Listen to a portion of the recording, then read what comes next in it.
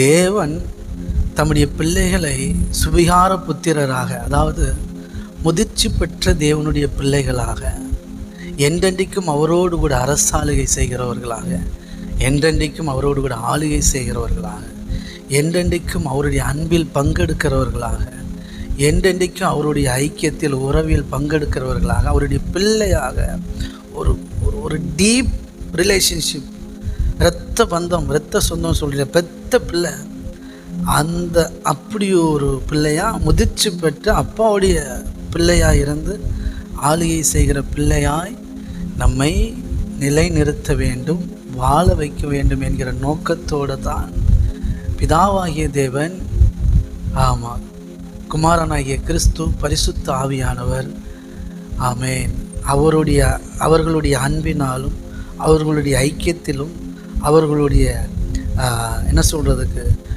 உறவிலும் இருந்து நிரம்பி வலிந்து, ஆமாம், உருவான ஒரு பொக்கிஷம் தான் நீங்களும் நானும். கையை தட்டி இதை புரிஞ்சுக்கிறது கொஞ்சம் கஷ்டமாக இருக்கும். போ புரிஞ்சிடும். ஆமாம், எப்படி கணவன் மனைவி சேர்ந்த உடனே ஒரு குழந்தை பிறக்கிறதோ அந்த ப்ராசஸ் எப்படி அப்படியே தான் பிதா குமாரன் பரிசுத்த ஆவியானவருடைய அந்த அன்பும் அந்த ஐக்கியம் அந்த உறவு இருக்கு இல்லையா, அதுலேருந்து ஒரு நிறைவு, அதுலேருந்து என்ன சொல்கிறதுக்கு ஒரு வல்லமை புறப்படும். அப்படி வச்சுக்கோங்க. அதுக்கு பேர் தான் ஜீவன், நித்திய ஜீவன். கையை தட்டி. ஏன்னா இந்த அன்பு நித்தியமாக இருக்கும். கையை தட்டி. பிதா குமாரன் பரிசுத்த ஆவியானவருடைய அன்பு ஒரு நாளும் மாறாது. ஏசப்பம் பூமிக்கு பிறந்து வந்தப்பவும் மாறலை. இந்த ரிலேஷன்ஷிப் அப்படியே இருந்துச்சு. ஆமாம், இதில் தான் நம்புறதுக்கு சிலருக்கு டவுட் ஆகும். ஆனால் அப்படி தான். சரிங்களா? ஆமாம், அப்படின்னா நல்லா புரிஞ்சுக்கோங்க. திரியேக தேவனுக்குடைய இருக்கிற உறவு துண்டிக்கப்பட்டால் என்ன ஆகும்? துண்டிக்கப்பட்டுச்சுன்னா என்ன ஆயிரும் தெரியுமா? பூமியே இருக்காது. நம்ம கேட்குற சுவிசேஷமே தப்பு. தேவன் அன்பாகவே இருக்கிறாங்கிறதுக்கு எவிடன்ஸே கிடையாது.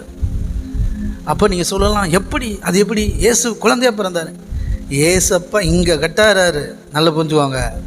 ஆமாம், இங்கே கட்டான உடனே அங்கே உற்பத்தி ஆகிறார். புரியுதுங்களா? பரிசுத்த ஆவினாலே கற்பமாய் தரிக்கப்பட்டார். சரிங்களா? அந்த உறவு இருந்துக்கிட்டே தான் இருக்குது.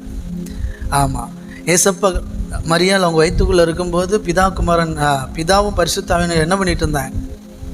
ஆமாம், இந்த திட்டத்தில் தான் இருந்தாங்க. சரிங்களா? ஆமாம், குழந்தை பிறந்தப்பவும் கூட தான் இருந்தாங்க. இதெல்லாம் நமக்கு தெரியாது. பாருங்கள், நம்ம என்ன நினச்சோம்? ஆமாம், அங்கே பரலோகத்தில் பிதா இருப்பாப்பில், ஏசப்பா இங்கே இருக்கார்.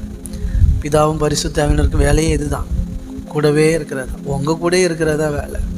ஓகே, இதெல்லாம் ஏற்றுக்கொள்றதுக்கு ரொம்ப பக்குவம் வேணும். ஆமாம், நம்பிக்கை வேணும், விசுவாசம் வேணும். சரிங்களா? அப்போது இப்படிப்பட்ட ஒரு உறவில் தான் அவங்க இருக்கிறாங்க. இந்த உறவை நீங்கள் தப்பாக புரிஞ்சுக்கிட்டிங்கன்னா உங்கள் வாழ்க்கையே தப்பாக போயிடும். அதுக்கு நான் பொறுப்பு கிடையாது. இந்த உறவை நீங்கள் ஏற்றுக்கிடலைன்னா உங்கள் வாழ்க்கையே கஷ்டம். இப்படி ஒன்றாக இருக்கிற போது எப்படி பிதாவாகிய தேவன் குமாரனாகிய கிறிஸ்துவை சிலுவையில் தண்டிப்பார்? புரியுதுங்களா? இப்படி இருக்கும்போது அவரால் எப்படி தண்டிக்க முடியும்? அவர் தண்டித்தா எல்லோரும். அதனால தான் இன்றைக்கி தண்டனையை நம்பிக்கிட்டே இருக்குது சபை. இன்றைக்கி ஏன் ஒவ்வொரு சபையும் தண்டனையை நம்பிக்கிட்டே இருக்குது, பயந்துகிட்டு இருக்குது? நியாயத்தீர்ப்பு நாளை குறித்து பயப்படுதுன்னா தண்டனை சுவிசேஷம். எனக்கு நியாயத்தீர்ப்பத்தை குறித்து கொஞ்சம் கூட பயம் கிடையாது. ஏன்னா என் அப்பா தண்டிக்கிறவர் அல்ல, ரட்சிக்கிறவர். மன்னிக்கிறவர் மாத்திரமில்லை, ரட்சிக்கிறவர். எதனை புரியுது? ஆமென், ஹல்லேலூயா, தேங்க்யூ டாடி. அப்போ பாருங்கள், சொல்லுங்கள், பாவம் என்பது வியாதியாம். சொல்லுங்கள், பாவம் என்பது வியாதி.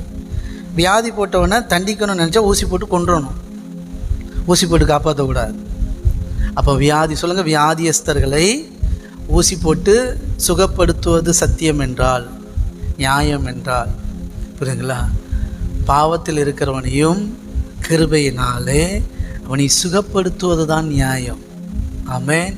அவனை போட்டு தள்ளுறது, தண்டிக்கிறது, அடிக்கிறது தேவ சித்தமே கிடையாது. அதனால் நீங்கள் இந்த பிதாகுமாரன் பரிசுத்த ஆவியானவருடைய இந்த திரியேக உறவை, இந்த அன்பை நீங்கள் புரிஞ்சுக்கிடலைன்னா உங்கள் வாழ்க்கையில் யாரையும் நீங்கள் நேசிக்க முடியாது. ஒவ்வொருத்தரையாக நியாயம் தீர்த்துட்ருப்பீங்க.